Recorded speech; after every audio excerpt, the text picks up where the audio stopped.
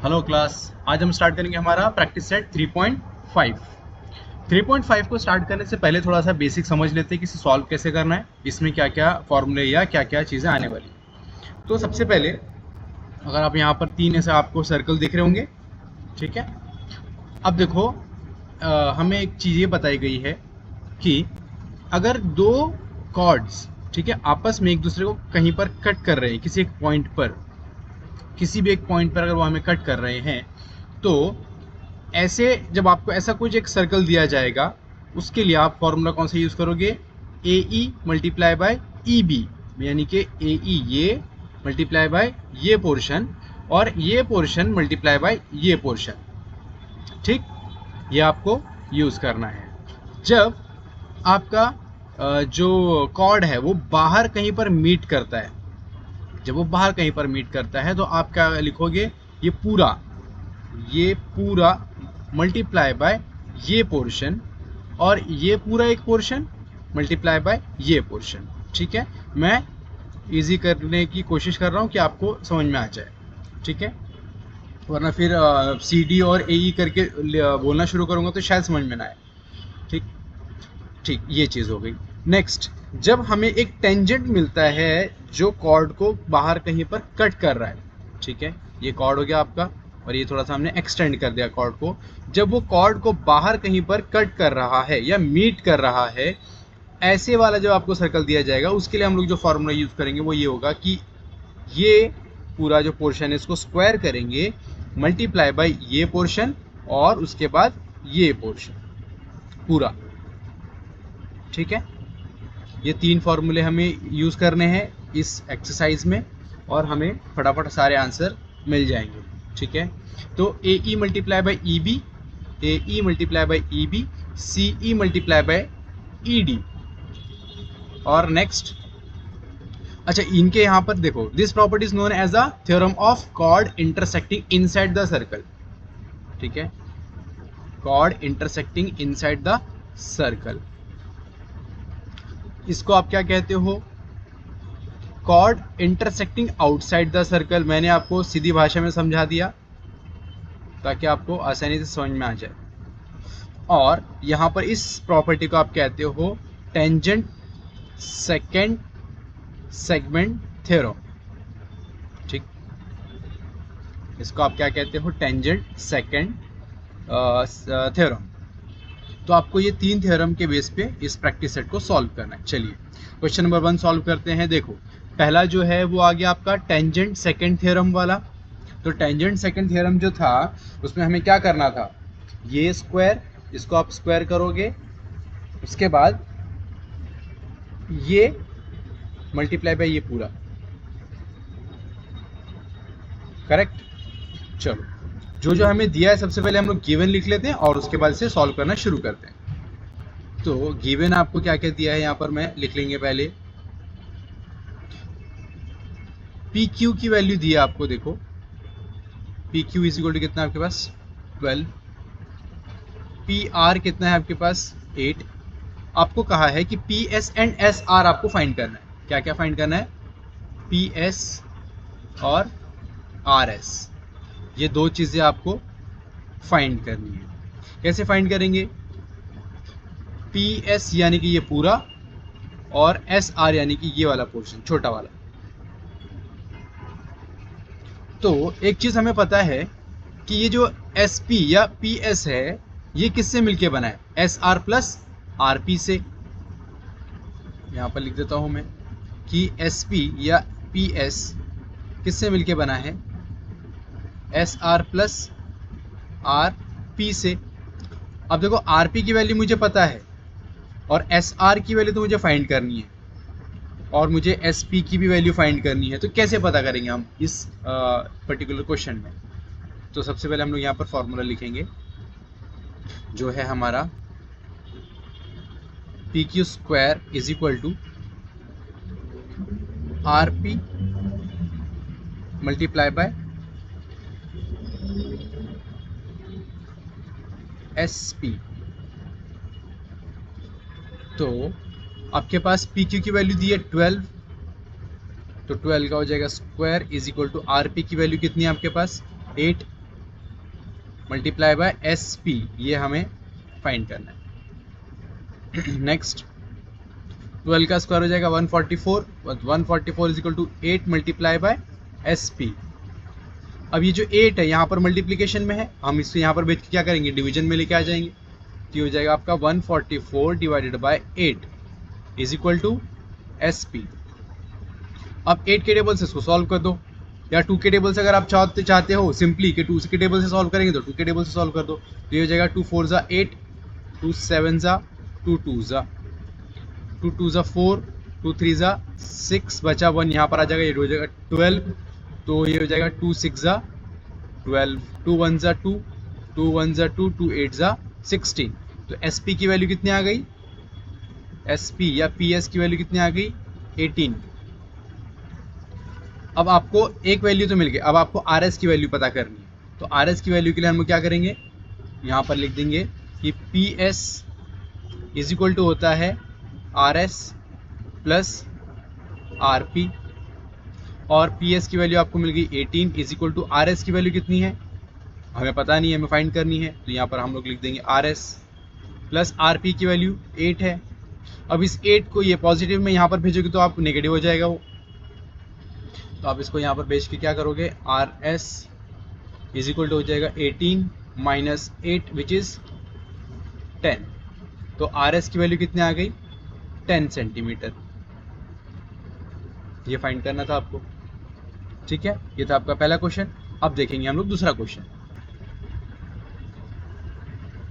Question number 2 में देखो, दो कॉर्ड जो है वो आपस में एक दूसरे को इंटरसेक्ट कर रहे हैं, पर वो सर्कल के अंदर हैं। और जब सर्कल के अंदर जब दो कॉर्ड्स इंटरसेक्ट करते हैं एक दूसरे को, तो हमें इंटरसेक्टिंग इनसाइड कॉर्ड वाला जो आपका थ्योरम है वो अप्लाई करेंगे हम यहाँ पर क्वेश्चन नंबर 2 में, जो आपका फर्स्ट क्वेश्चन पूछा है उसके अंदर, ठीक है। आपको क्योंकि दो क्वेश्चन पूछे इसमें 1 और 2, तो हम लोग पहले 1 सॉल्व करेंगे फिर 2। चलो, तो मैं पहले क्या करता हूँ, सारे जितने भी गिवन्स हैं वो सबसे पहले हम लोग यहाँ पर लिख लेते हैं। तो गिवन में आपको क्या क्या दिया है, गिवन इज इक्वल टू है आपका कि R D is equal to है आपका 15। नेक्स्ट डी एस की वैल्यू आपको दी है कितनी है, 4। एम डी की वैल्यू आपको दी है 8, और डी एन की वैल्यू आपको फाइंड करनी है। चलो, तो पहले यहाँ पर आप क्या फॉर्मूला लिख दो। तो यहाँ पर आ जाएगा आपका M D multiply by D N is equal to R D multiply by D S.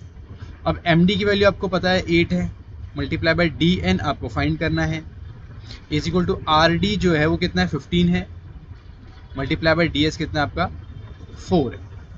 तो देखो, अगर आप ये दोनों को पहले मल्टीप्लाई करते हो तो 15 4 से कितना हो जाएगा 60, और ये आप एज इट इज़ यहाँ पर लिख दो 8 multiply by D N is equal to 60। Next, ये यहाँ पर मल्टीप्लिकेशन में यहाँ पर आएगा तो डिवीजन में आ जाएगा। तो आप क्या करो, सिंपली उसको यहाँ पर आप लिख दो D N is equal to 60 divided by 8। अब इसको आप 2 से सॉल्व कर दो, तो ये हो जाएगा आपका 2 4 ज़ा 8, 2 3 ज़ा 6, 0 एज इट इज़, 2 2 ज़ा 4, 2 1 ज़ा 2, 2 5 ज़ा 10, 1 यहाँ पर आ जाएगा ना, तो 10 हो जाएगा। 2 1 ज़ा 2, 2 7 ज़ा 14.5। तो डी एन की वैल्यू आपको कितनी मिली, 7.5। नेक्स्ट में जो आपको बोला है कि इफ आर एस 18 है और एम डी जो है वो 9 है और डी एन कितना है आपका 8 है। पर एक प्रॉब्लम है यहाँ पर कि आपको आर डी नहीं दिया है। टी एस तो आप बता दोगे अगर आपको आर डी दिया होता, पर आपको आर डी नहीं दिया है, ठीक। तो हम सबसे पहले क्या करेंगे, आर डी को फाइंड करेंगे। कैसे फाइंड करेंगे, गिवन लिख दो आप। गिवन में आपके पास है कि R S is equal to 18 है, M D is equal to कितना है 9, और D N is equal to कितना है 8, और आपको डी एस फाइंड करना है। तो सबसे पहले हम लोग क्या करेंगे, ये देखते हैं कि आर एस जो किस किस से मिलकर बना है। तो आर एस यहाँ पर आप लिख दो इज इक्वल टू किससे मिलकर बना है, R S R D plus D S से। और आर एस की वैल्यू आपको पता है कि 18 है, आर डी की वैल्यू आपको पता नहीं और डी एस की वैल्यू तो आपको फाइंड करनी है। तो हम लोग क्या करते हैं, आर डी को थोड़ी देर के लिए ले लेते हैं एक्स, ये हो जाएगा आपका डी एस। अब ये जो x आपको यहाँ पर है इसको हम क्या करेंगे, यहाँ पर भेज देंगे, तो ये हो जाएगा माइनस, ये हो जाएगा आपका 18 minus X is equal to D S. अब आपको डी एस की वैल्यू मिल गई, आपको डी एस की वैल्यू मिल गई। अब हम लोग क्या करेंगे, यहाँ पर फिर से लिख देते हैं क्या, जो यहाँ पर हमारा बन गया था एक फॉर्मूला, इसी में हम लोग इसको क्या करेंगे, पुट कर देंगे। यहाँ पर हो जाएगा आपका M D multiply by D N is equal to R D multiply by D S. M D की वैल्यू कितनी है सेकंड इक्वेशन में, सेकंड क्वेश्चन में sorry, 9 multiply by D N की वैल्यू आपको 8 दी है, is equal to R D की वैल्यू हमें अभी हमने एज्यूम की है कि आर डी जो है वो आपका कितना है, क्या है, एक्स है। तो यहाँ पर हम लोग लिख देंगे x multiply by D S की वैल्यू देखो यहाँ पर हमने अभी फाइंड की है, ये हो जाएगा आपका 18 माइनस एक्स, तो ये हो जाएगा आपका 9 8 72 is equal to 18 multiply by X हो जाएगा 18x minus 8x multiply by X हो जाएगा एक्स स्क्वायर। अब इसको हम लोग क्या करेंगे, एक इक्वेशन बना देंगे। तो अगर आप इसको इस तरफ लेके आओगे तो ये हो जाएगा नेगेटिव से पॉजिटिव, तो यहाँ पर हम लोग लिख देंगे X square minus 18x plus 72 is equal to 0। अब हमें क्या करना है, ये हमारा हो गया फैक्टर वाले इक्वेशन बन गया ना हमारा। तो यहाँ पर हम लोग क्या करेंगे, 72 के फैक्टर्स निकालेंगे, जो हमें मल्टीप्लाई करने पे क्या मिले 72, प्लस माइनस करने पे हमें क्या मिले 18। तो ऐसा कौन सा नंबर है, ऐसा नंबर है आपका 12 मल्टीप्लाई बाय 6। 12 मल्टीप्लाई बाय 6 हो जाएगा कितना, 72, और अगर आप इसको प्लस करते हो तो ये हो जाएगा 18, ठीक है। तो ये माइनस और ये माइनस, तो हम यहाँ पर लिख देंगे X square minus 12x minus 6x plus 72 is equal to 0। अब यहाँ से और यहाँ से कॉमन ले लेंगे, यहाँ पर से हमें कॉमन मिल जाएगा x माइनस 12 माइनस 6 यहाँ पर ले लेंगे, और ये हो जाएगा आपका x minus 12 is equal to 0। अब देखो ये जो हमें मिला है वो लिख लेते हैं हम यहाँ पर, तो x माइनस 12 और x माइनस 6, तो x minus 12 is equal to 0 और x minus 6 is equal to 0। ये हो जाएगा आपका x इज इक्वल टू 12 और x इज इक्वल टू 6। तो ds की जो वैल्यू है आपकी वो या तो 12 है और या वो 6 है, ठीक है। ये हमें फाइंड करना था, हमने फाइंड कर लिया है। अब हम देखते हैं क्वेश्चन नंबर 3। क्वेश्चन नंबर 3 जो है वो टेंजेंट एंड सेकंड थ्योरम का ही एक क्वेश्चन है, उससे रिलेटेड। तो गिवन में हमें क्या क्या दिया है, पहले गिवन लिख लेंगे और फिर उसके बाद क्वेश्चन को शुरू करते हैं। पहले एक देख लेते हैं क्या क्या हमें करना है इसमें से। O is the centre of the circle, B is a point of contact. B जो है वो टेंजेंट का ही एक पॉइंट ऑफ कॉन्टैक्ट है सर्कल पे। सेगमेंट OE यानी कि ये परपेंडिकुलर है सेगमेंट AD के। AB इज इक्वल टू 12 है, AC इज इक्वल टू 8 है। फाइंड AD, तो आपको पहले क्या फाइंड करना है, ये फाइंड करना है आपको एक, सेकेंड आपको DC फाइंड करना है, और फिर आपको DE फाइंड करना है, ये फाइंड करना है। तो हमें 3 चीज़ें फाइंड करनी है, यानी कि ये हो गया थर्ड क्वेश्चन, ये हो गया हमारा सेकंड क्वेश्चन, और ये हो गया हमारा फर्स्ट क्वेश्चन जो हमें फाइंड करना है। क्लियर? तो इसको शुरू करते हैं। गिवन लिख लेते पहले कि गिवन है आपका AB is equal to 12, AC is equal to 8 और सेगमेंट OE परपेंडिकुलर है सेगमेंट AD के।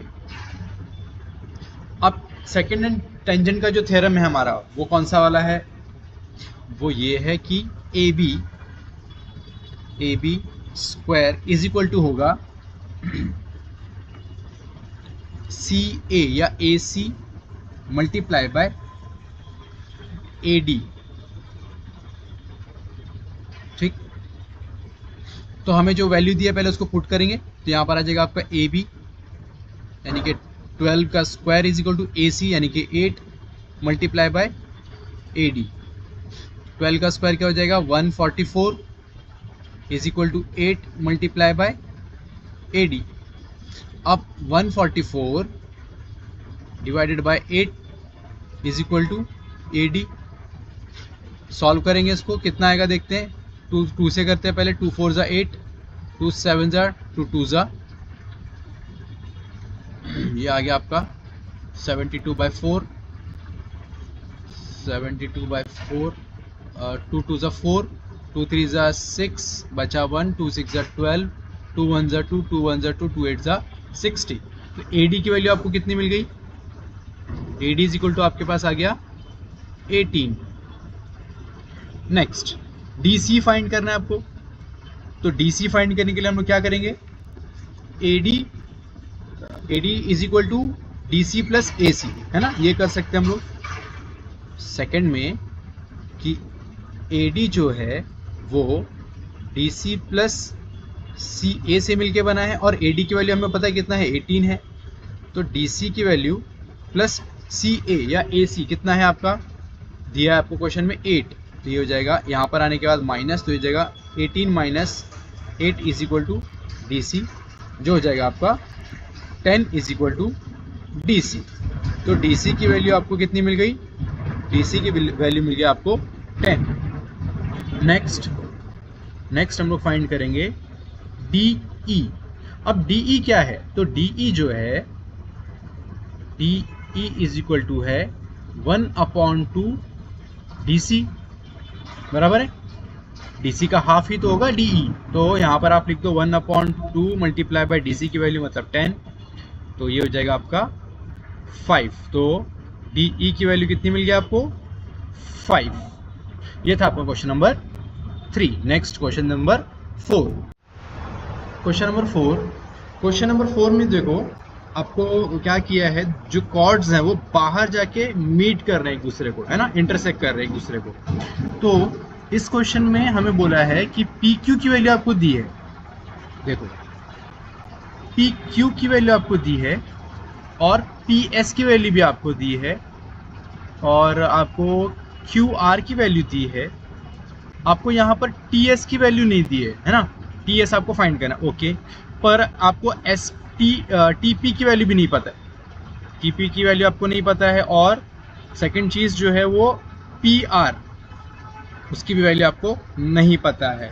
तो हमारा फॉर्मूला जो इसके लिए हम यूज़ करते हैं वो क्या है आपका,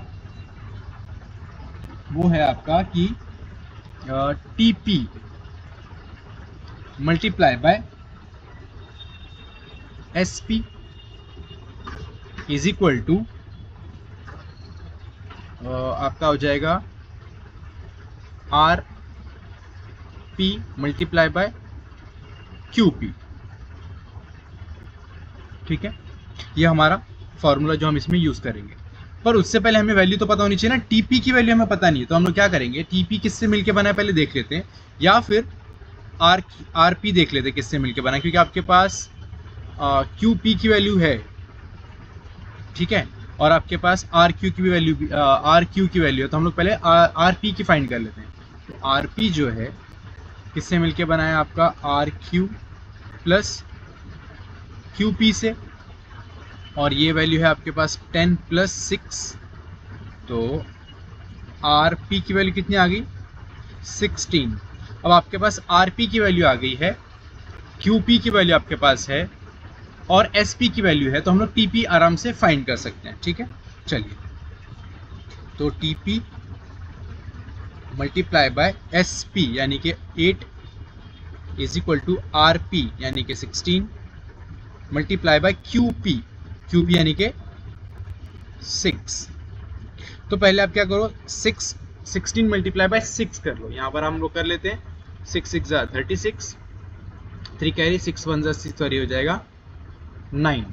यहाँ पर आपके पास आ गया 96 is equal to 8 multiply by TP. अब देखो ये मल्टीप्लिकेशन में है तो वहाँ पर जाके क्या हो जाएगा, डिवीजन में, तो हो जाएगा 96 डिवाइडेड बाय 8। देखो 8 1 ज़ा 8, 8 1 ज़ा 8, बचा 1, 8 2 ज़ा 16। तो टीपी की वैल्यू कितनी आ गई आपके पास, टीपी की वैल्यू आ गई आपके पास 12। पर आपको क्या बोला है, टीएस की वैल्यू फाइंड करने के लिए कहा है, आपको टीपी की वैल्यू फाइंड नहीं करने के लिए कहा है। तो हम लोग क्या करेंगे, पहले देखते हैं कि टीपी किससे मिलके बना है। टीपी मिलके बना है टीएस प्लस एसपी से, और टीपी की वैल्यू अभी आपने फाइंड की, और टीएस की वैल्यू हमें फाइंड करनी है, और एसपी की वैल्यू आपके पास है यानी कि 8। तो ये हो जाएगा आपका पॉजिटिव, यहाँ पर आके हो जाएगा नेगेटिव। तो ये हो जाएगा आपका 12 minus 8 is equal to T S, और ये हो जाएगा आपका 12 माइनस 4, 8 इज इक्वल टू हो जाएगा 4। तो टी एस की वैल्यू कितनी आ गई, T S is equal to हो गया आपका 4। ये था आपका क्वेश्चन नंबर 4। नेक्स्ट हम देखेंगे क्वेश्चन नंबर 5। क्वेश्चन नंबर 5 में देखो हमें जो है एक टेंजेंट दिख रहा है यहाँ से और एक सेकंड दिख रहा है।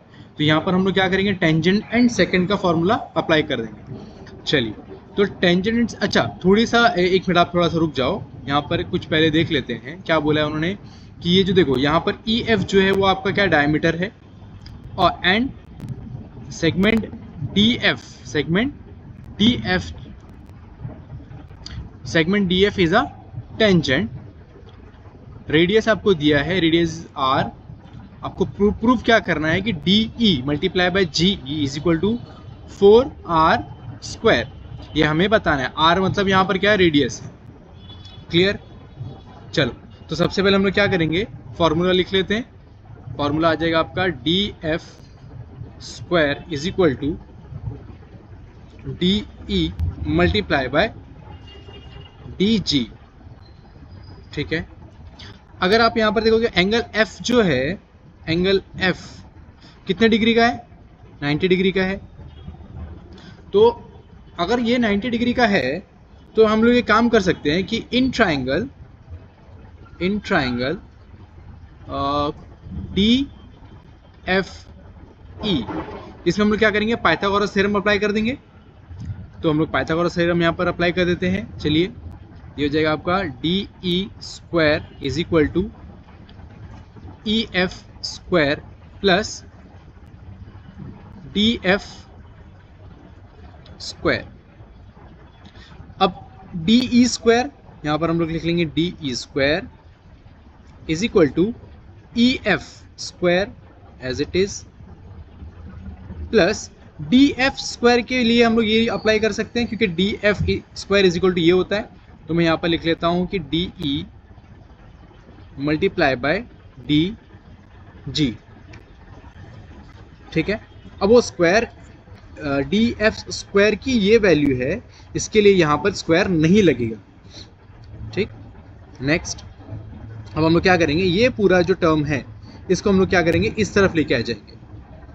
तो ये हो जाएगा, ये प्लस में है अभी, यहाँ पर आके हो जाएगा माइनस। तो ये हो जाएगा D E square minus D E multiply by D G is equal to E F square.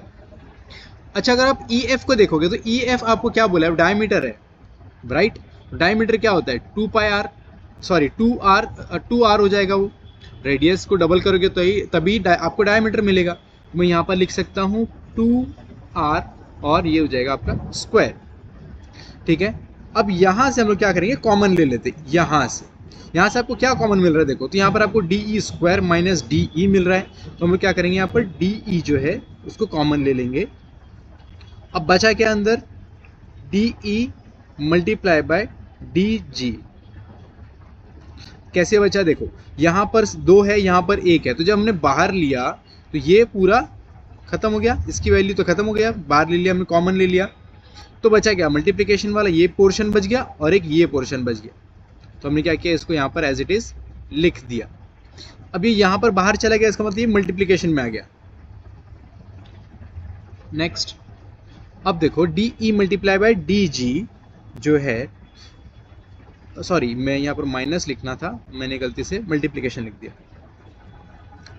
तो डी ई, एक यहाँ पर देखो D E is equal to क्या होता है, डी जी प्लस जी ई, और अगर मैं डी जी को बाहर भेज देता हूं तो ये हो जाएगा D E minus D G is equal to क्या हो जाएगा, जी ई। तो मैं इस पूरे की जगह पर क्या लिख सकता हूं, जी ई। तो यहां पर मैं लिख दूंगा D E multiply by G E is equal to, अब स्क्वायर ऊपर लगा है तो यहां पर हो जाएगा 2 का स्क्वायर हो जाएगा 4, आर के ऊपर लग जाएगा स्क्वायर, तो हो जाएगा D E multiply by G E is equal to 4 R square. और ये हमें प्रूफ करना था। ये था हमारा क्वेश्चन नंबर 5, ये था उसका लास्ट क्वेश्चन, और हमने यहाँ पर प्रैक्टिस सेट भी हमारा कंप्लीट कर लिया। ओके, चलिए, थैंक यू।